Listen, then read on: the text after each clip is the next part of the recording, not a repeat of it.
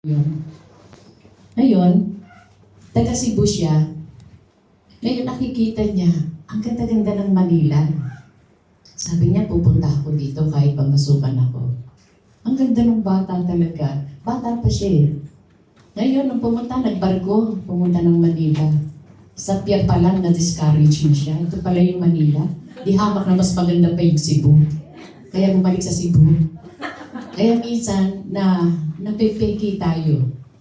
Minsan, akala natin ang ganda-ganda. Pero pag nakita natin, hindi pala. Pero ang Diyos never na namimigay sa atin. Kahit saan ang gulo, totoo siya. Amen? So, ang pag-uusapan nga natin ngayon ay New Year. Meron na po kayong 2025, no? Na kalendar. Ang liliit, ano? Ganyan na lang kalaki. Dati, ang mga kumpanya namimigay pa ng mga planners.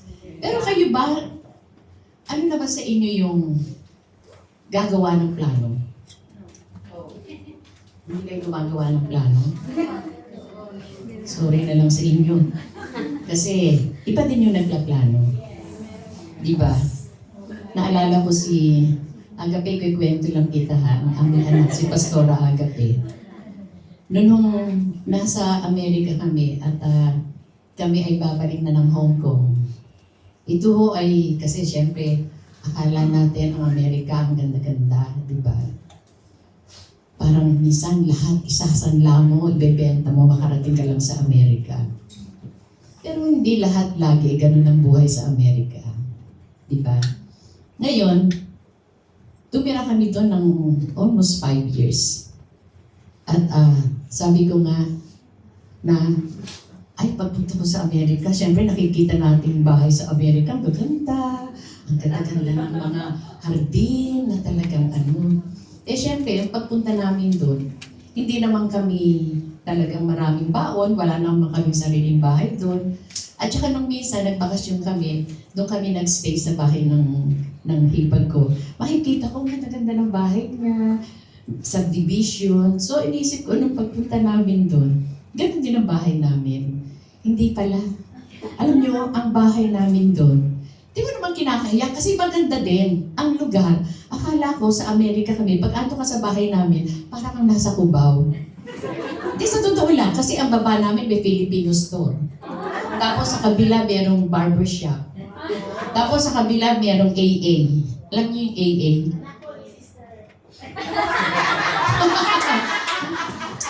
AA, yun yung mga alam niyo yung mga addict na, doon sila kinabansel, yung yung mga alcoholic pala, alcoholic doon.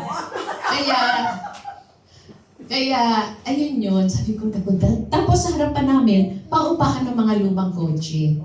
Yun, ayun, ganun. Sabi ko, ito pala, tapos tabi kami ng highway. Kaya, sabihin, pero pag pinasok mo naman yung loob ng apartment, ang ganda. Ang gandang ayusin, yung layout ng apartment, ang ganda ng ayusin, malaki yung kwarto namin. Kaya sabi ko, pero syempre, lagi tayo magpasalamat sa Panginoon. Ano man ang mangyari, saan ka man naroon, pasalamat tayo. Dahil sabi nga, in everything God has a purpose. Amen. Ngayon ang aking anak na si Agape, nung magpa 5 years na kami, nag-isip na babalik siya ng Hong Kong. Para naman habang lumalaki yung mga pamangkin niya, kapatid niya, kasama niya, at nakakasama niya habang lumalaki. Di kami, ako masama loob ko, parang hindi ko kayang mauna si Agape. Sabi ko, kasi gusto pa namin mag-stay doon, hindi pa naman tapos yung working visa permit. So, sige na, pero alam nyo, bago umalis si Agape, nag-decide kami na punta na rin tayo ng Hong Kong. So, bumalik kami ng Hong Kong. Alam nyo, si Agape, very organized siya. Especially in scheduling, very organized. Pagdating namin dito, medyo kwento lang to ha, para makita natin yung ano. Pagdating dito, siyempre magkahanap ng trabaho. Kasi yung meron bang kaming dalang pera, it's not enough to sustain ang lahat ng pangangailangan namin for a year. So kailangan maghanap kami ng trabaho, naghanap si Agape, unang-unang kita niya, unang-unang hanap niya, ang dami niyang in-applyan. So may maraming sumagot, tapos parang rejected. Ang una na lang, ang gusto niya na kahit tanggapin niya, yung pagiging teacher assistant. Di ba, Agape? Yan. Tapos, bilang teacher assistant, ang sweldo 5,000. Just to start. Ngayon, nung gusto niya lang kunin yun, may nag-offer. Tapos, nung mas mataas, nung kukunin niya na yung mas mataas, may nag-offer ulit, pataas ang pataas. Ngayon, hanggang sa isang employment agency, nag-apply. Siyempre, yung mataas, hindi naman yung ganun kataas. Sabi, mas mataas doon sa mga nauna. Hanggang sa pumasok siya, ay nag-apply, at pumunta siya doon. Kasama pa si Pastor Morgan, ang kanyang daddy, ang aking asawa, para hindi... Mas maganda yung kumpleto yung kwento niya. Pag kulang-kulang, kasi pag kulang-kulang, baka may magtanong sa inyo, maganda na yung tuloy-tuloy. Hanggang sa in-interview, ang tagal ng interview, ako naman pumasok ako sa isang kasi sa age ko, nung bumalik kami dito, hindi na ako pwedeng pang office girl, office lady, office woman, hindi na. Kailangan na lang dun sa coffee shop na merong gawaan ng cake na talagang ang cute ng coffee shop nila. Pero isang linggo lang ako doon, hindi ako nakatagal, hindi ko kaya. Kasi syempre na, pag nagkakaedad ka, mga tuhod mo nananakit na, hindi ka pwedeng tumayo na matagal. So, praise God, sabihin, kahit magplano tayo, at kung hindi, but dito, kailangan maging sensitive ka. Sabi nga, hindi masama ang magplano. But we need to remember that no matter what our plans may be, we cannot know for sure what is in the future. Diba? So, ang maganda doon, sumunod si Agape. Marunong siyang, naging sensitive siya. And praise God, now, she's working with one of the companies na very generous, praise the Lord. At talagang pag sumunod ka sa Panginoon, talagang andyan ang pagkilos ng Panginoon. Amen? So, ganun po ang istorya. So, ito po, ang pag-aaralan po natin ngayon, ang title po ay This New Year. Na, sabi nga, ang calendar na 2024, ay siguro kung makikita natin yung calendar na hawak-hawak natin na 2024, lumang-luma na. Kung kayo po ay mahilig magplano, na mahilig gumawa ng appointment, syempre, doon nyo po nilalagay kung anong date yun eh. Ako po, nailalagay ko lang yung date pag ako'y nagkukulay ng buhok. Para ma-remember ko, kailan ba ako yung last time na nagkulay? Diba? Para baka naman medyo naaaga, babaguhin ko. Diba? Maganda yun eh. Kasi, ang importante doon, hindi ka nagkakamali. Sa ating pang-physical, sa ating pang-personal na buhay, nakikita mo kung paano. Pero, sabi nga, whenever you make an appointment or have something important to remember, i-mark mo yun sa calendar. And ngayon pa lang I believe kung sino man yung humahawak na ng kalendaryo 2025, yan na isulat na kayo dyan. Birthday ko po. Oh, birthday. Ha? Soaking, nakalagay na, di ba? Tapos, itong magmula January, hindi pa nangangalagitnaan ng taon, parang makikita mo lumang-luma na yung 2025 mo kasi ang dami ng sulat. Doon sa mahilig magplano, mahilig gumawa ng appointment. Kaya, napaka-importante po ng yung mga kalendaryo. I can say, kasi doon natin nakikita yung mga araw na kung ano yung ginawa natin noon. Ako, ang 2024, sabi ko nga, may mga plano ko, pero hindi ko na sinusulat. Kung ano na lang dumating, yun ang, di ba ikaw minsan gusto ko ganito? Kahit hindi mo isulat, dadating yung time na alala mo na gusto ko to, alam kong gusto ko to sa araw na to. Pero ako, hindi ko akalain, hindi ko inisip na ang 2024 ay doon ako mag-go through ng procedure, yung laparoscopy, di ba? Wala yun sa isip ko. Eh, may mga bagay na hindi maganda na nangyari ng 2024. Pero nakita mo rin doon sa bagay na hindi maganda kung paano kumilos ang Panginoon. Kaya naging maganda. Diba? Minsan marami sa atin ang tingin, yung bang nawawala na tayo ng pag-asa. Kasi walang direksyon ang buhay natin. Diba? So, yun ang sabi ko nga kanina, there's nothing wrong in planning for the future. But we need to remember that no matter what our plans may be, we cannot know for sure what is in the future. Sabi nga sa Bible, sa Ecclesiastes 8:7, since no one knows the future, who can tell him what is to come?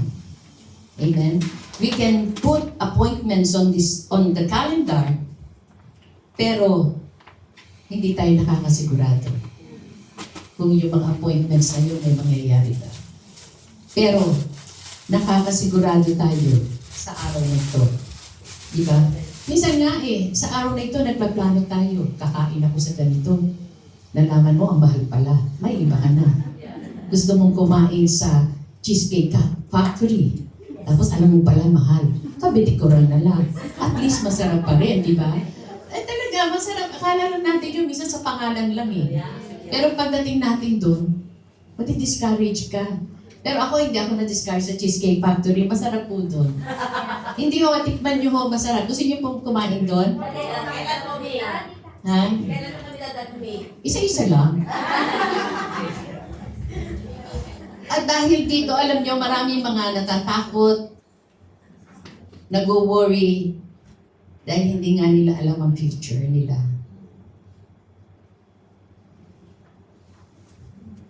Pero, sabi nga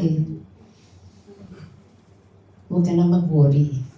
Kung nalalaman mo kung sino ang umahawak ng kinabukasan mo, matutuwa ka. Hindi ka na mag-worry, hindi ka na matatakot. No one can see the future except God. Amen? That's why God must be the first consideration in every plan for our future. Kapag ka nagpaplano tayo, lagi nating unahin, ano ba ang malulugod ba ang Panginoon sa pinaplano ko? Di ba? The future is in God's hands. We cannot be sure of tomorrow, but we have today. So, ang kailangan lamang ay mamuhay tayo na nanaayon sa plano ng Diyos para sa atin. Hindi sa plano natin. It looks like a lot of stuff was planned last year. Ano po, hindi pa naman nagtatapos, meron pa tayong 2 days. And I believe na marami tayong pinlano sa buhay natin, even sa ating pang-physical. Diba? Sabi natin, gusto natin mag-jeta. Gusto nating mag-exercise. Actually, kinutrata ko pa nga si Cecily. Cecily, pag hindi narising si Tito Morgan yun, tayo, labas tayo, mag-jogging tayo, o kaya magpa-araw. Kasi napaka-importante po. Minsan tayo, very cautious tayo sa mukha natin, baka masunog, pero maging conscious tayo sa health natin inside. Napaka-importante ng vitamin D sa bawat isa sa atin. Minsan nga pag lumalabas ako, naglalagay ako talaga ng sunscreen. Nabasa ko, hindi pala dapat. Kasi parang baliwala din yung sun, yung araw na bitamina ng araw na makukuha mo kung paano pang mapapasok sa katawan mo yun kung hinaharang mo na. True. Diba? So, napaka-importante po ng vitamin C. Huwag po kayong matakot. Madali naman pong tanggalin. Ang dami na pong nabibiling mga cream ngayon para matanggal yung mga dapat natanggalin, di po ba? Ngayon po, sabi nga sa taong ito, lagi po nating isa-isip yung, sabi ko nga kanina, sa kapakanan, tama ba akong sabihin, kapakanan, ay, nagagaya na ako sa iyo, kapakanan, yung para sa Diyos, yung ma-please natin ng Diyos, di ba? Yun ang lagi nating iisipin. Paano ba tayong ma-please natin ng Lord kung wala tayong alam sa kanyang salita? Ang dapat po natin gawin to be closer to God, dapat marunong tayo. Alam ko po marunong po kayong magbasa. Pero alam ko po na marami po tayong binabasa. Hindi po ako exempted dyan. Minsan nagbabasa po ako ng ibang magazine, ng nagbabasa po ako sa computer, mga bagay-bagay. Pero wag po natin kaligtaan na unahin din po natin yung salita ng Panginoon. Kasi po pag alam po natin ang salita ng Panginoon, doon po tayo magiging close sa Kanya eh. Nakikita natin, sino ba si Lord? Ano ba ang character ni Lord? Ano ba yung mga attributes ni Lord? Mababasa po natin doon, makikita po natin, kung hindi sa ginawa ng Panginoon, wala tayo dito. Kung hindi siya namatay sa atin, tayo po ang mamamatay dahil sa ating mga kasalanan. At makikita din natin dito, dahil yan po ang paraan ng kaya kung paano tayong minahal ng Diyos. So, sino ba tayo? Sasabihin ko na, may konsyensya ka ba? Nakita mo na nang binasa mo kung paano kang nilikha ng Panginoon, paglikha pa lang sa'yo, sa lahat ng nilikha ng Diyos, tayo lang ang sinabihang it was very good. Di ba? Hindi ka pa ba maantig doon? Kaya lang meron time na iba po yung natin eh. Huwag po kayong ma-offend, pero sino po yung may alagang aso dito? Ha? Mahal na mahal niyo yung aso niyo. Kasi po, nilikha tayo ng Diyos bilang tao, di ba? At talagang ipagkakaiba ng pagkakalikha sa atin. Pero ang nangyayari, nagiging anak na natin. Nagiging anak nyo na kasi ako hindi ko ginagawa yun. Nagiging anak nyo na yung aso. Ay, come to mommy! Come to mommy. Oh, okay, you go to your ate, ha? Diyan ka lang, sa ate ka lang. Di ba? Oh, parang hinahanay nyo na yung sarili nyo sa hayop. Di ba? Meron na akong kilala eh. Yung aso gustong tumabi doon sa wife. Ngayon, syempre katabi niya dapat yung husband niya. Iyak ng aso. Pinaalis niya yung husband niya. Hindi na makatwiran. Huwag po kayo magagalit sa akin. Dapat lang po ganun. Ako, I love dogs. Pero hindi po ako makapag-alaga ng aso. Mahal ko. Kasi nilikha ng Diyos yan eh. Pero yung ipapantay natin ng sarili natin sa hayop, hindi naman tama yun. Di ba? Meron pong siguro may mga na-offending sa akin sa ganun. Pero yan po ang katotohanan eh. Di ba? Alam niyo po, pagka nga dumadating ang Christmas, ang bagong taon, marami po ang natutuwa, especially yung mga estudyante. Kasi noon nga pong bata-bata pa kami, nag-start ang bakasyon, 16 pa lang. Because siguro pandemic, medyo nilate na nila hanggang 20 na yung bakasyon. Kasi maraming araw kang bakasyon, maraming araw na preparasyon, especially ang mga nanay. Marami kang pagbibili ng mga regalo, pagbili ng mga kakainin nyo sa Christmas. Pero huwag natin kaliligtaan na magkaroon tayo ng time na to reflect yung goodness ng Panginoon. Di ba meron time na nakakalimutan na natin? Nakakalimutan na natin yung kabutihan ng Panginoon sa bawat isa sa atin. Tapos, nawawala na rin yung preparation. Minsan plano ka ng plano, pero dumating ba yung time sa'yo na nagmuni-muni ka, nakita mo yung kabutihan ng Panginoon sa'yo, yung pagmamahal ng Panginoon sa'yo, pero anong ginagawa mo? Nalulugod ba ang Panginoon sa buhay mo? Hindi tayo exempted on. Even me, there are times na hindi ko na-please ang Lord. Minsan dahil yung patience ko, napakahina. Diba? Yun ang dapat natin gawin. Sa pagpasok ng bagong taon, magbigay tayo ng oras para i-reflect ang kabutihan ng Panginoon. At sa darating na bagong taon, ay magkaroon tayo ng bagong goals. Ito ay para sa ikalulugod ng ating Diyos. Amen?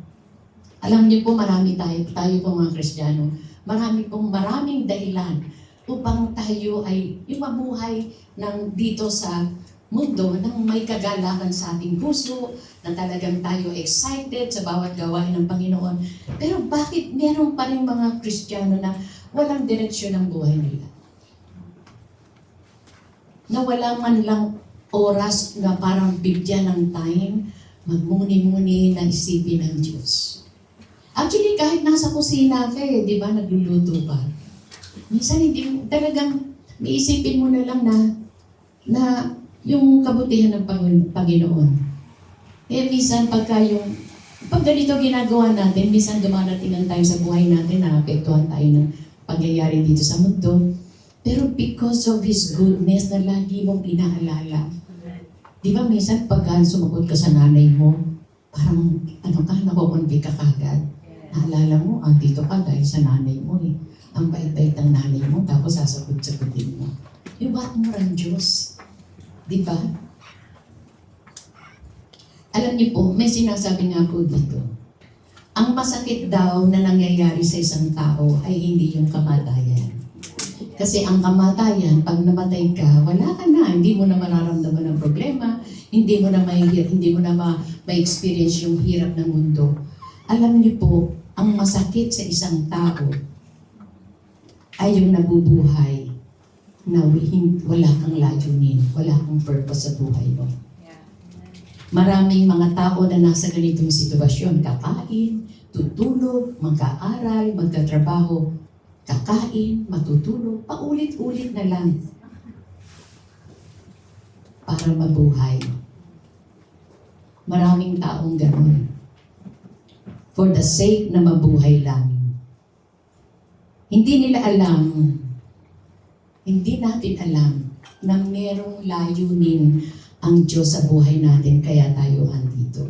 Sa Ecclesiastes 12:13, sabi dito, ikaw ay matakot sa Diyos at sundin ang kanyang mga utos, sapagkat ito ang buong katungkulan ng buong sangkatauhan.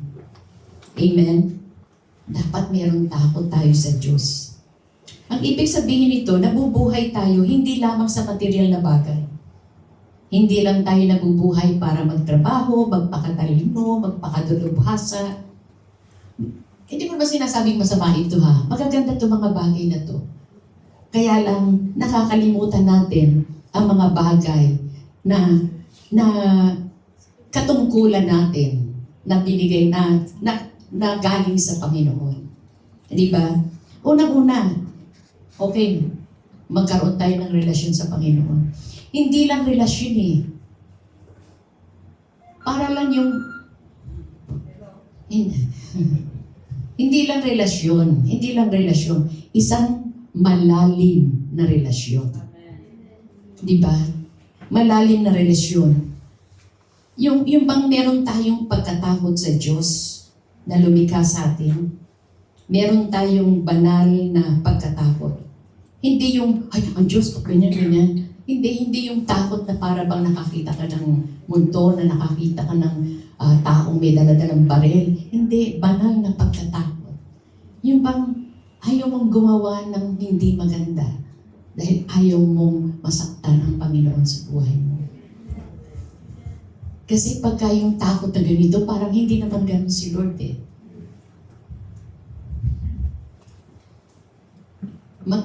Sabi ko nga, magkaroon tayo ng malalim na relasyon sa Kanya at sundin ang Kanyang kalooban. At alam natin na ang Diyos ay may plano sa atin. Sabi nga sa Jeremiah 29:11, for I know the plans I have for you, declares the Lord.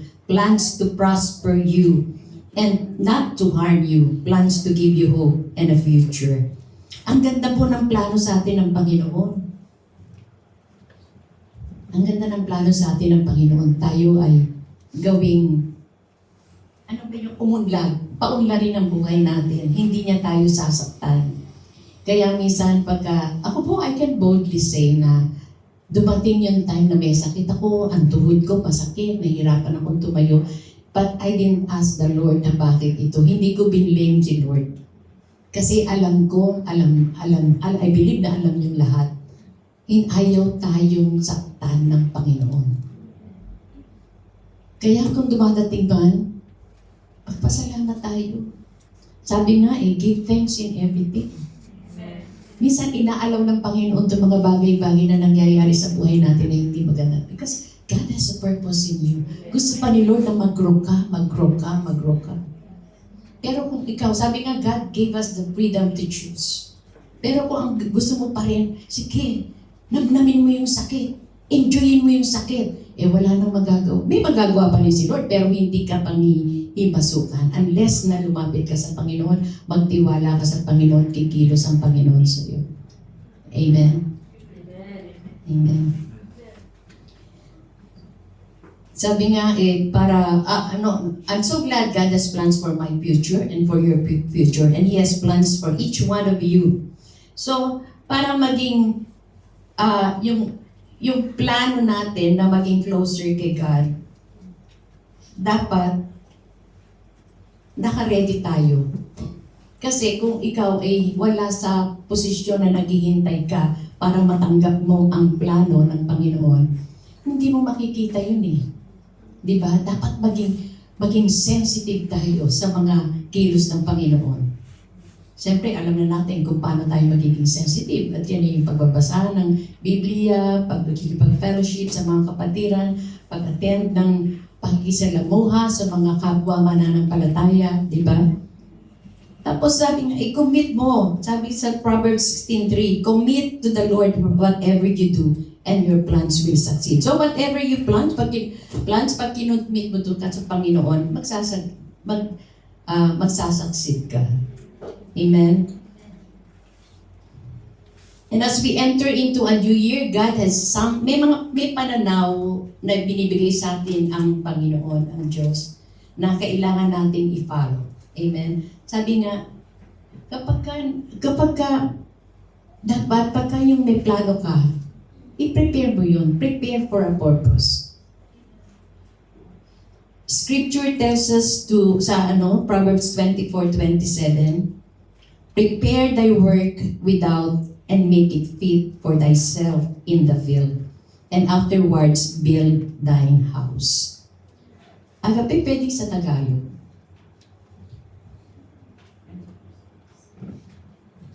Alam niyo po, maganda po yung pagka nagbibigay ng message si Pastora Agape, maganda yung binabasa natin. Kasi sabi nga paano mong maririnig yung salita ng Panginoon? Paano mong maririnig kung ano man yung sinasabi sa iyo ng Panginoon? Kaya basahin po natin sa Tagalog version dito sa Proverbs 24:27. 1, 2, 3. Ihanda mo muna ang iyong pagkakakitaan tulad ng iyong bukid na taniman bago ka magtatag ng sariling tahanan. Amen. Sabi po dito, prepare thy work without and make it fit for thyself in the field, and afterwards build thy home.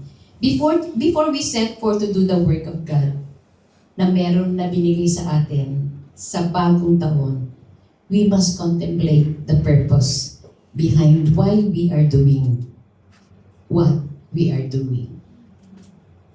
Dapat ipagbuni-buni natin ano ba yung behind dun bakit natin ginagawa itong ginagawa natin. Kuha nyo? Naintindihan nyo? Di ba? It is something you must plan to do. The first word of our text simply tells us to prepare. It's not something that will happen, that will just happen. You must intentionally make time to do it. Set time to pray and seek God's mission for your life. Let Him change and align your direction to His. In all thy ways acknowledge Him, and He shall direct thy path. Sabi nga, kilalanin mo siya sa lahat ng iyong mga lakad at kanyang ituturo ang iyong mga landas. Sabi, prepare. Kasi sa pag-serve sa Panginoon, kung nagplaplano kang mag-serve sa Panginoon, hindi basta-basta. Kailangan may preparasyon yan. May plano yan. Diba? At kailangan, sa pamamaraan mo, i-acknowledge mo si Lord at siya ang magdidirect ng landas mo. Sabi nga, plan your work and work your plan. Pag nagplano ka, pag nag-prepare ka at nagplano ka, wag lang hanggang dun lang. Kailangan itrabaho mo kung ano yung pinlano mo, kung ano yung prepare mo. Kasi marami sa atin nagpe-prepare, nagplano. Nung naplano na, wala na. naupo na lang. Walang mangyayari. Kailangan you plan your work, and work your plan. On the next, sa Proverbs appears to be about the care of your, kung ididig po natin itong Proverbs 24:27, sabi nga, it is actually about setting priorities, making plans, and meeting goals.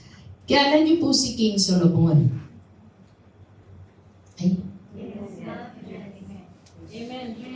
nalulungkot po ba kayo dahil magtatapos na yung 2024? Dahil dadating na yung 2025?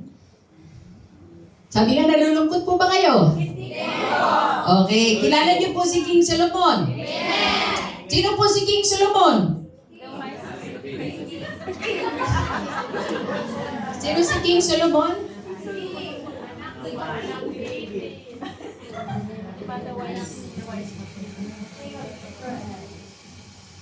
Kaya alam niyo po, si King Solomon po is a huge advocate. Siya po ay napakalaking tagapagtaguyod for planning ahead and having priorities in proper order.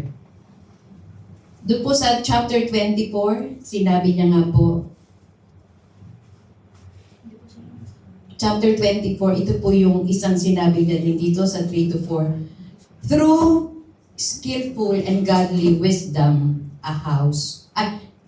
through skillful and godly wisdom, a house is built, and by understanding it is established on a sound and good foundation, and by knowledge its rooms are filled with all precious and pleasant riches. Tagalog na natin. Basahin po natin. Sa pamamagitan ng karunungan, may tatayo mo at mapapaunlad ang iyong tahanan. Mapupuno rin ito ng mahalagang kayamanan. Alam niyo po, minsan meron sa atin, gusto natin yung biglaan eh. Kaya minsan tumataya tayo sa mga parang biglang dating, biglang kagad. Diba? Pero ang sinabi po ni Solomon dito, kaya nga po nung sinabi, prepare thy work without, and dun sa labas, i-prepare natin. And make it fit for thyself in the field, and afterwards build thine house. So sabi po, complete your work outside and get your fields ready for next season. After that, that's done, build your house. We find Solomon instructing us that there is a need for doing things in their proper order.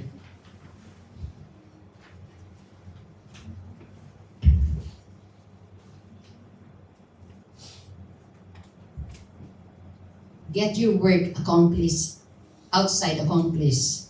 That would be planting your fields, cultivating them, caring for them, and then harvesting them.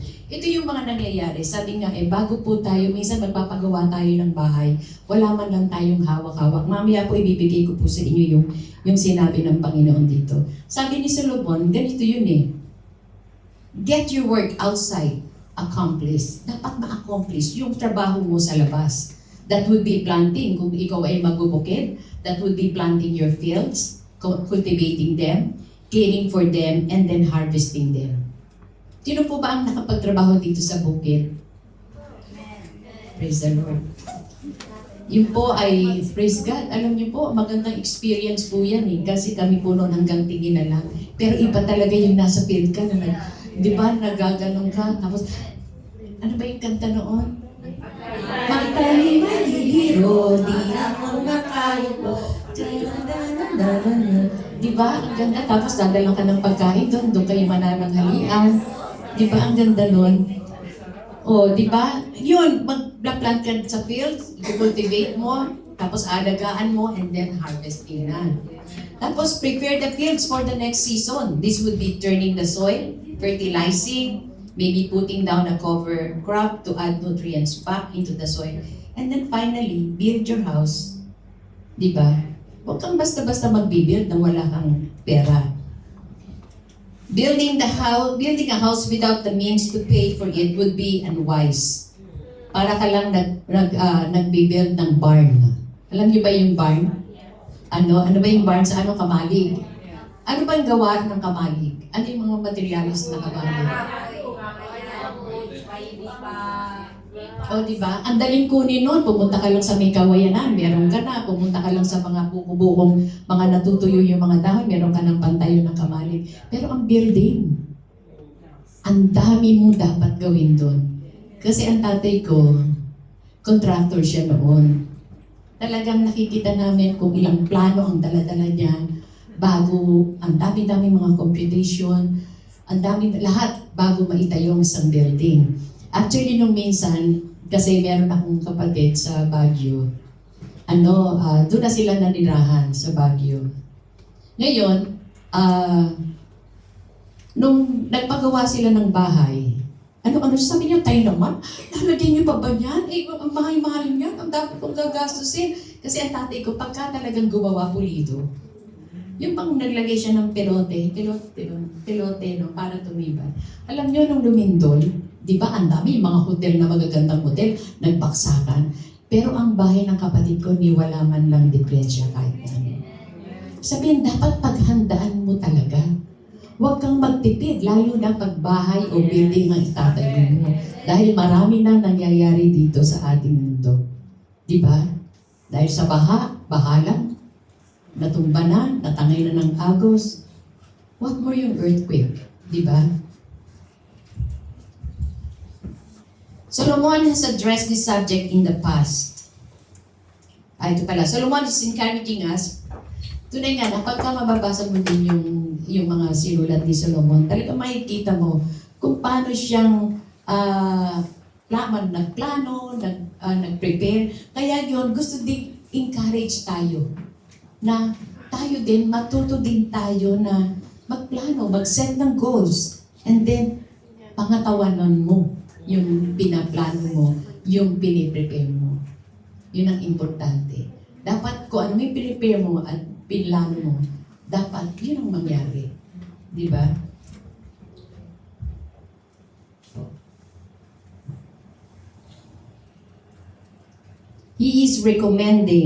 Solomon is recommending that we think things through thoroughly from beginning to end and then set goals. By taking the time to contemplate that we are using God-given logic to help us prioritize and set goals.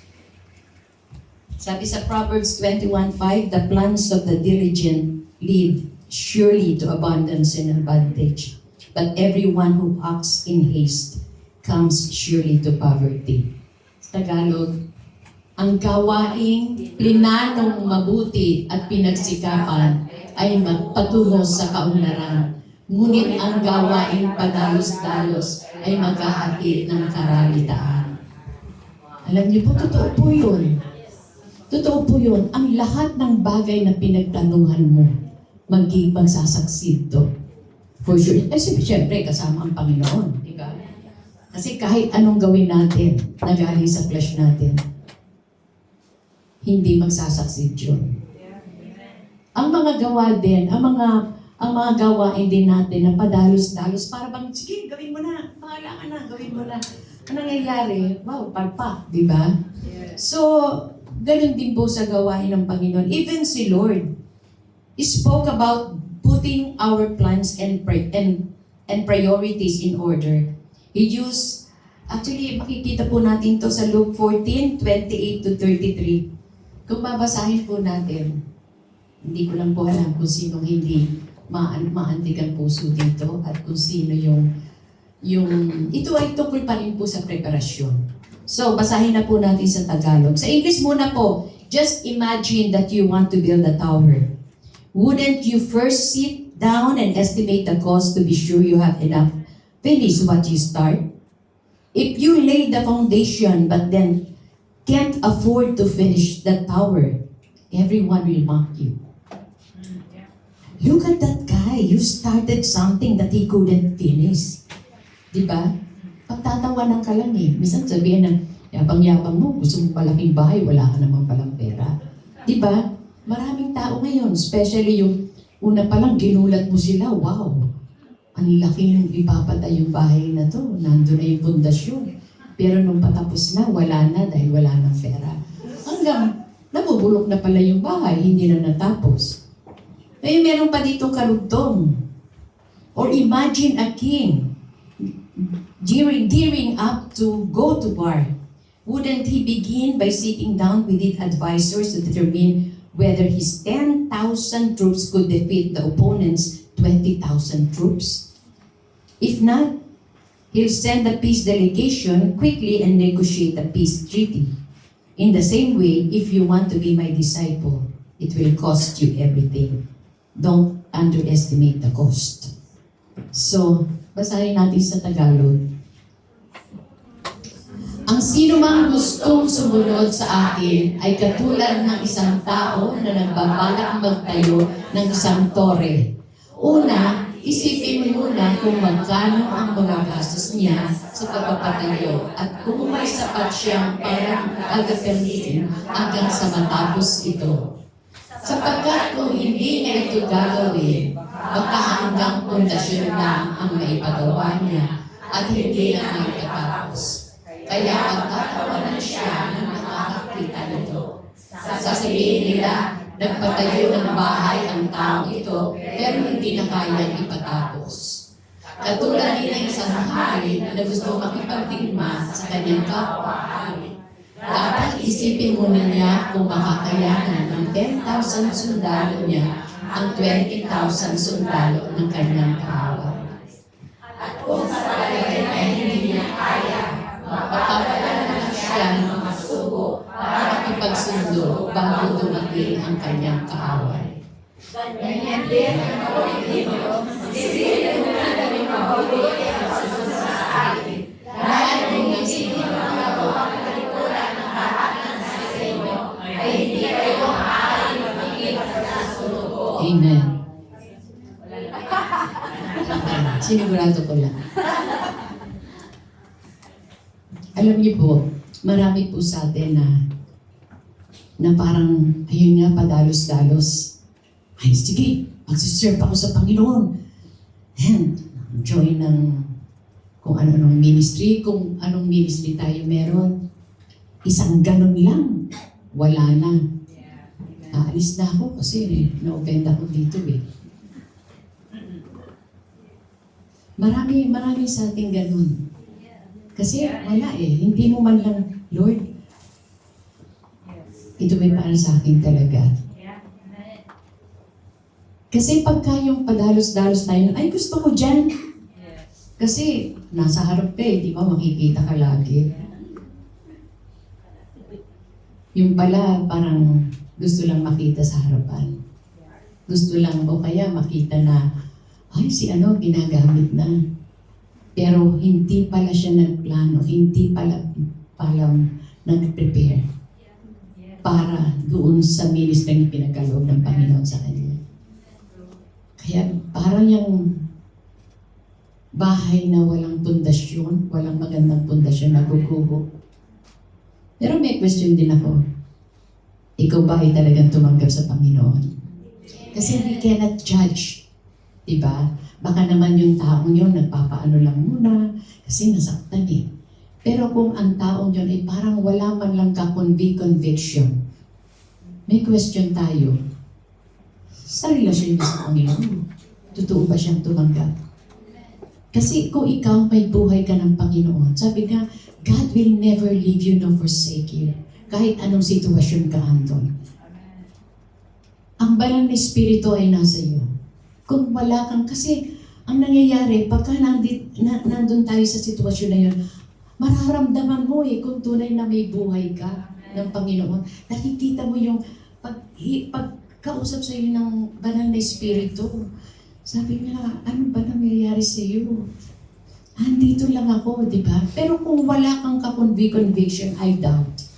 Totoo ba na tumanggap ka sa Panginoon? Totoo bang may personal na relasyon ka sa Panginoon? Yun ang talagang, di ba, marami naman sa atin din nangyayari. Lumayo, pero bumalik ulit. Di ba? Yun ang makikita mo na na-convict siya. Hindi siya mapakali. Nag-struggle siya. Bakit ganito? Kaya talagang, kasi minsan ang mas malakas pa yung kaluluwa natin kaysa dun sa espiritu natin, kung saan nananahan ng banal na espiritu. Minsan nangyayari yan, lumalabas ang old self natin. Gusto natin i-satisfy kung ano yung gusto ng old self natin. Kaya yun, kailangan meron tayong preparasyon. Sabi nga, if you want to be my disciple, it will cost you everything. Amen. Alam nyo, gusto ko yung... Minsan, pagka maalala ko yung sinabi ni Paul na kung kilala nyo si Paul, kung gaano siya he was the cream of the crop, di ba? Pero meron siya din mga bagay-bagay na hindi maganda, nagpe-persecute siya ng mga Kristiyano, pero ang role niya noon, napakataas na. Na kung hindi ka naniniwalang may Diyos, hindi mo iiwanan yun. Yung position mo doon. Pero sinabi niya, I consider all things lost for the excellency of knowing Christ. Amen. Ito ba yung sinabi ng Panginoon, if you really want to be my disciple, it will cost you everything. Nakahanda ba tayo na yung mga ano natin sa buhay ay iwanan yun para makapag-serve lang sa Panginoon, para maging disciple ng Panginoong Jesus? Pero sinabi naman ni Lord din sa Matthew 33:6 na if you seek His kingdom and His righteousness, all these things shall be added unto you. So huwag kang mag-alala. Pag sinabi ni Lord, sinabi niya na if you want to be my disciple, it will cost you everything. Yes, it will cost you everything. Yung mga bagay-bagay na gusto na kinagigiliwan natin na hindi naayon sa Panginoon. At yung mga kinagigiliwan natin na hindi ayon sa Panginoon, ang siyang magpapahamak pa sa atin. Gustong-gusto natin nandun tayo sa Central, tong eats, kwentuhan na kung ano-ano mga bagay, kung ano yung mga lumalabas sa bibig natin. Tapos mga nagsusugal, alam naman natin, ang sugal ay bawal dito. Pagkatapos nahuli ka, o di napahama ka dahil sa ginawa mo. Pero kung ikaw ay talagang gusto mo maging disciple sa Panginoon, gusto mo andun lagi sa gawain ng Panginoon. Kahit anong oras ang nasa isip mo, Panginoon. Kasi pag ang nasa isip mo ang Panginoon, iaayos niyang lahat. Amen. Hindi naman yung kahit isip mo doon sa kaibigan mo, o yung natinig ka. Kahit isip mo doon sa kaibigan mo, nabasagan ka ng pinggan. Kahit isip mo doon sa boyfriend mo, kasi kahit isip mo sa mga tao, hindi naman na magbibigay sa iyo ng anuman. Na anuman na kasaganahan o anumang magandang mangyayari. Ang dami nangyayari, napapahama ka, nagbayad ka tuloy doon sa nabasan mo. Diba? Pero pagka si Lord, ano man ang ginagawa mo, subukan nyo. Sabi nga ni Lord, subukan. Maraming, hindi lang sa tithes and offering natin subukan ng Panginoon. Sa mga bagay-bagay sa buhay natin, subukan natin si Lord. Amen. Magbukas ka ng pinggan. Iniisip mo kagad si Lord, di ba? Hindi ka nakakabasag. Amen. Eh, si Lord, tutulungan ka pang maghugas. Amen. Oo, walang pagod. Minsan nakala lang natin, masyado naman yun, sobra naman yan. Hindi. Lalo niyong may experience yung kabutihan ng Panginoon. Lalo niyong may experience yung kabutihan ng Panginoon. Saan ka man nandun? Kasi parang kasama mo na siya lagi. Kagaya sa, minsan nga, ito man medyo corny. Pero talagang ako, halimbawa makikita kami sa isang lugar ni Tito Morgan yung, pag nakikita mo na si Tito Morgan yung parang gumaganyan na yung tiyan ko. Hindi nga, sa totoo lang na-excite ako kahit 40 ilang taon na lang, 50th anniversary na namin. Dito natin gagawin yung, nagkaplano. Sabi na magplano, di ba? Ito ay para sa kalwalatian ng Panginoon. Imagine, talagang we're so blessed. No, isang araw lang pinag-uusapan namin habang kami nagbe-breakfast. Medyo nag-aalanganin pa kami kasi kinasal kami sa Xavier Land, June 28, 77. Kinasal naman kami sa simbahan, June January. January 15, 78. So, wag na kayo magbilang kung kasi si Paolo, 46 na ngayon. Anyway, kasal naman kami sa Xavier. Eh, sabi namin, ano ba yung celebrate natin? Tapos sabi ni Pastor Morgan, yung sa church, ay, sige. Pero June 28 tayo kinasal eh. Medyo may pagdatanong gano'n. Pero syempre, sa church pa rin. Hindi man kami Kristiyano pa noon. But nakita namin yung pagbabasbas ng Panginoon sa... Pero syempre si Lord, ino-honor din yung kasal sa Xavier. Yeah, kasi yung lisensya namin doon, yun din ang ginamit nung ikasal kami sa simbahan. Kaya, ba't ako napunta dun sa anniversary natin? Plano, syempre nagpagplano. Kahit yung pagkinasal si Agape,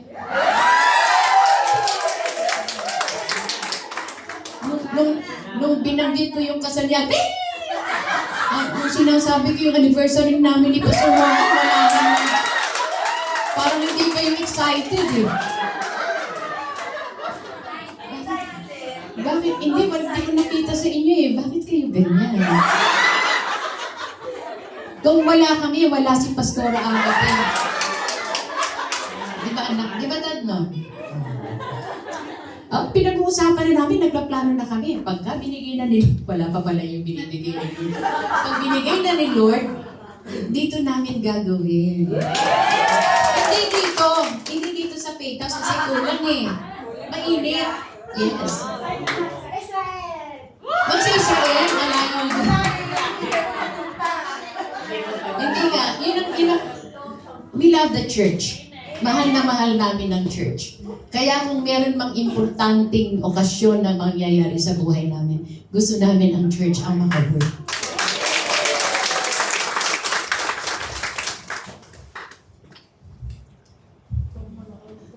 At saka gagawin namin linggo. Ang dami ng plano. Praise God. Talagang sabi nga, balik tayo sa topic. Sabi nga, if you really want to be a disciple ng Panginoon, marami tayong tatanggalin sa buhay natin.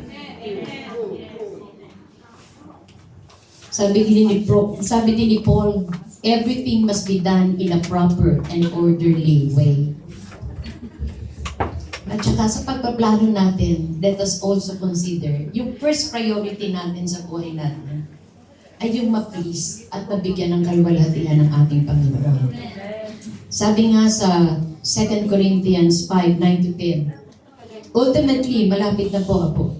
Ultimately, it does not matter whether we are here or gone, our purpose stays fixed, and that is to please Him, to please our God. In time, we will all stand in judgment before the throne of the Anointed, the liberating King, to receive what is just for our conduct, whether it be good or bad, while we live in this temporary body. Pleasing God should be our number one priority in life. Ano yun natin sa Tagalog? Kaya naman, sinisikap namin maging ang Diyos sa amin, maging dito man o sa piling niya. Sabalang tayo lahat kay Kristo para hatulan. Tatanggapin ng bawat isa ang nararapat na kabayaran sa kanyang mga ginawa. Mabuti man o masama, na nabubuhay pa siya sa mundo ito. Amen. Ito po ang ating katuruan dito na which is in the Bible, na nung tayo nagkaroon ng personal na relasyon sa ating Panginoon, tinanggap natin siya bilang Panginoon at tagapagligtas ng ating buhay. Tayo po ay na-save. Nagkaroon po na-save po tayo. Ngayon po, hindi naman po ibig sabihin, yung salvation na tinanggap natin ay kailanman hindi mawawala. Pero hindi naman po tayo ang katawan ng Panginoon na save ka na. Huwag ka nang kumilos, hindi na mawawala. Hindi po tayo ganun. Kasi kung may buhay ka ng Panginoon at ikaw ay na-save, yung buhay na yon ay kikilos sa iyo. At yun ang mag-uudyok sa iyo na gumawa para sa kalwalhati ng Panginoon, mag-serve sa Panginoon, di ba? Kasi kung wala kang, napunta tayo sa salvation, kung naniniwala ang tao sa isang salvation na nawawala, paano na lang tayo? Every time ba lang magkakasala tayo? Hindi na tayo safe. Kawawa naman tayo. Kung nung tayo nagkasala, talagang matigas pa rin tayo. Hindi tayo. At saka bakit sinabi ni Lord, He is faithful and just to forgive our sins and our unrighteousness. Kung mawawala, hindi na tayo bibigyan ng pag-asa ni Lord. No. No one can separate us from the love of God. Amen. At naniniwala ko because of the Holy Spirit na nasa atin, babalik at babalik again. Amen. Amen. Yun ang maganda. Pero isipin mo natin, may judgment si Lord eh. I-judge tayo according to our deeds. But pagdating ng panahon, siyempre yun ang sinasabi ng Panginoon sa atin, pagdating ng pag-judge niya, sasabihin, welcome my faithful servant. Diba? Ang sarap pakinggan nun, enter unto thy master's joy. Kesa naman yung diyan ka muna at magdidisiplina ka muna kahit sa mga ginagawa mong hindi maganda. Ano pang gagawin natin? Gawin na natin yung tama. Para sa atin yun eh. Para sa ating pamilya yun. Para sa ating mga anak yun. Para sa ating mga mahal sa buhay. Mag-share ka ng salita ng Panginoon. Hindi naman nakikita sa yung buhay ng Panginoon. Paano natin silang madadala sa kaharian ng Diyos? Amen? So, yung po, and may their lives be a credit to you, Lord, and what's more, may they continue to delight you by doing every good work and growing in the true knowledge that comes from being close to you. Sa Colossians 1:10. Sa ganon, makakapamuhay kayo ng karapat-dapat at kalugod-lugod sa Panginoon sa lahat ng bagay at makita na lumalago kayo sa mabubuting gawa at sa pagkakilala sa Diyos. Na kung tayo ay marunong magplano, yung alam natin kung ano yung purpose ba kung bakit tayo nandito, talagang makikita po ang paglago sa ating buhay. Amen. Hindi po tayo parang sino bang gustong maging stagnant dito? Stagnant na parang kang patay, parang wala kang buhay. Dapat kumikilos tayo bilang manggagawa ng ating Panginoon. Sabi, let us remind ourselves to keep our priorities in order. That means putting God first as we make our plans and set our goals. Then let us remember that there is a need to logically prioritize our goals. As God leads and guides us, we need to constantly be in tune with His Holy Spirit, obediently following His leading. Alam niyo po, lagi po natin nadidinig sa bawat isa. Salamat sa Panginoon at ganito ang ginawa sa buhay ko. Salamat sa Panginoon ang ginawa niya sa pamilya ko. Salamat, maraming salamat sa Panginoon. Laging salamat, Panginoon. Paano tayo? Gumagawa ba tayo ng nakalulugod sa Panginoon? Yun po ang tanong sa bawat nananampalataya. Even we are Christians na marami tayo, ang dami natin, pagka may Bible study, ang dami natin mga testimonies. Pasalamat. Nagagawa natin bigyan ba ng kaluguran ng Panginoon? Pinaprioritize ba natin ang Panginoon? Sabi nga ulitin ko ulit, pag hinanap natin ang kanyang kaharian, ang kanyang katwiran, lahat ng pangangailangan mo, ibibigay niya. Amen. Kaya sa taong darating, sa 2025, mag-set tayo ng goals. Mag-prepare tayo, magplano tayo, how we will please the Lord. Amen. Hindi yung how will I please myself. Yes. No. Yun ang gawin natin pagpasok ng 2025. Na ano ba ang gagawin ko? Kailangan, pag nandito ko sa Sunday ngayon, parang excited na tayo sa susunod na Sunday. Huwag nating hayaan yung ulan maging dahilan para hindi tayo makarating. Huwag nating hayaan sumakit lang ang kamay mo, hindi ka na dadating. Huwag nating hayaan sumakit lang ang paa mo, ang tuhod mo, hindi ka na darating.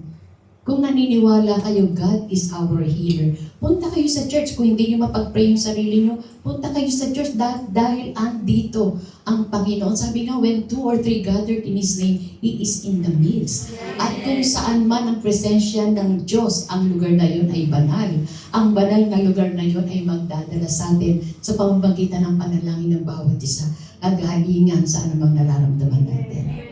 Kaya wag po kayong magtubili na wag po kayong manghina, wag po kayong manlataw, wag po kayong tamarin na makisalamuha sa mga kapwa nating Kristiyano. Dahil dito may encourage kayo. Kung minsan nadi-discourage kayo, meron pa rin mga kapartira na mag-i-encourage sa inyo. Kaya lahat, ipamuni-muni natin. I-reflect natin yung kabutihan ng Panginoon sa bawat isa sa atin. At makikita natin kung talagang may puso tayo na talagang maka-Diyos. Makikita natin ang kabutihan at bibigyan natin ng kaluguran ang ating Panginoon. Sorry po, nag-overtime ata ako. Tayo po ay manalangin. Maraming salamat po, Ama. Tunay nga na, tunay po, Lord God, na Ikaw ang aming Diyos na dapat namin i-please. Ikaw ang nag-iisang Diyos, Panginoon ng buhay namin na dapat lamang kong i-please. Huwag mo po kami mag-aktubili sa darating na taong 2025 ang mga nais mong ipagawa sa amin, Lord God. Dalangin namin ang iyong patuloy na pagkilos sa aming pagpaplano, sa aming pag-prepare, Lord God, para sa iyong gawain. Maraming salamat po, Ama. In Jesus' name. Amen.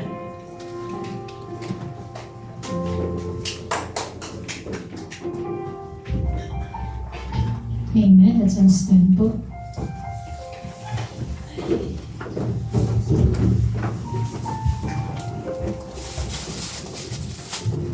Amen. We commit our plans to the Lord. Amen. Because our